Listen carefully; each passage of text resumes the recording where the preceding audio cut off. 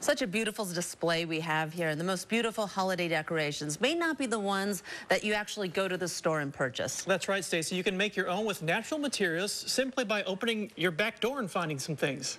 Yeah, and Benjamin Carroll is the senior horticulturist for the Chicago Botanic Garden. He's here with some ideas. He always has ideas for making holiday decorations from Mother Nature, and I love this display. It looks so beautiful this morning. Thanks. Everything, well, a lot of things are right from the garden, and actually that's the point I kind of want to make today, is that you don't really need to go out and spend an awful lot of money to have some really beautiful decorations.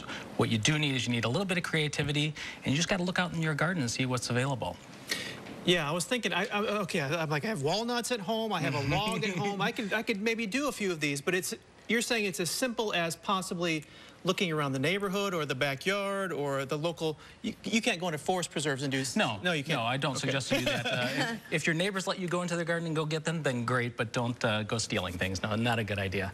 But if you look and see what I have here, we've been putting a few things together throughout the week, my colleagues and I, and just some things that we found at the garden. We were cutting down some arborvitae hedges, so I took some of the arborvitae and just pulled them together with a bit of burlap. Yes, it looks great. Something you probably have around the house, and it doesn't cost anything if you have it around.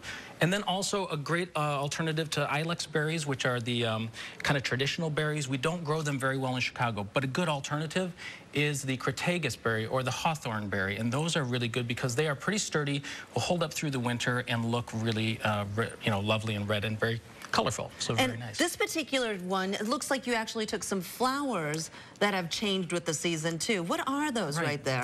The brown ones are hydrangeas, and that's something you see up if you don't cut your hydrangeas back, you'll see the flowers. They turn brown or golden color, and they stay up through the entire winter. So if you harvest a few of those and put a few greens, again, I've got some acorns collected, and just put it into a pot.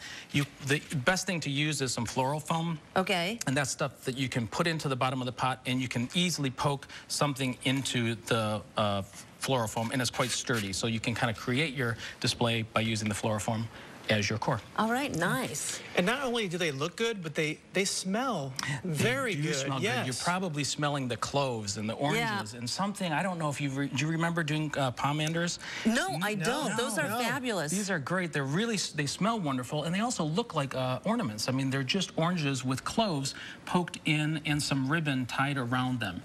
And you can see. Can I pull one of these cloves out? Ahead. Yeah. So you buy them like this at the store? Yeah, you buy them, and they're like little pegs. Okay, and then the pegs you just shove into the orange in the decoration that you want.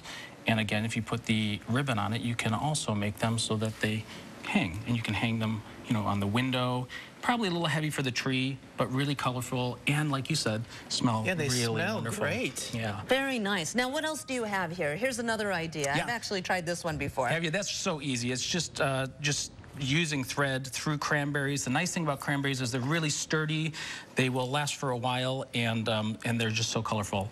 And you can just string them around or kind of put them around the Christmas table. Yep, very nice. My problem is I have some of these things around the house in the backyard, but you're so creative in how you put it together. How can somebody like me figure out how to do something like this? Well, I'll tell you one thing. It's really interesting because a lot of the ideas that we have here today, I've asked colleagues about. I was just over in England, and a friend of mine showed me how to do the willow wreath. So just asking friends and talking it through, just using your creativity and kind of pulling things together is really the best way to go. Okay, so how do you get started with the willow wreath then? Let's talk about the details here. This is great, actually, because the nice thing about it is it's just willow branches that I've kind of wound together and just keep adding them to make the wreath.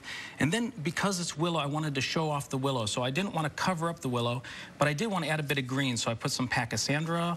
The one that Porrick, my friend in England, showed me, we had mistletoe, but we don't have mistletoe. So I used pachysandra instead, and then popped a few pears on the bottom, and it's just so easy to do. And you can see that's the kind of foundation one. So is there anything in there, like a wire holding this together? It's just the tension of the willow just wound around each other over and over, and that's what holds it together. That's why a few of them are sticking out. Very nice. Okay, love that. Now this, I think, has to be one of my favorite ideas right here. That's fun. The Yule log, absolutely. It's really nice. It's not as much Christmas as it is winter solstice. Right. But winter solstice is the 22nd, so right around the Christmas season. And really what it symbolizes is burning the Yule log means that you're, it's the light overcoming the dark. And because of winter solstice is when the days start to get longer again. Right. So we we symbolize that by putting candles in the log and not really burning it, but putting candles in it. It looks really pretty if you put it on a bed of greens with some berries, and it just looks wonderful. I'm going to try that. I'm going to get my drill and drill some Oh yeah, I'm going to try that. Try that one too. And you have this big display too here.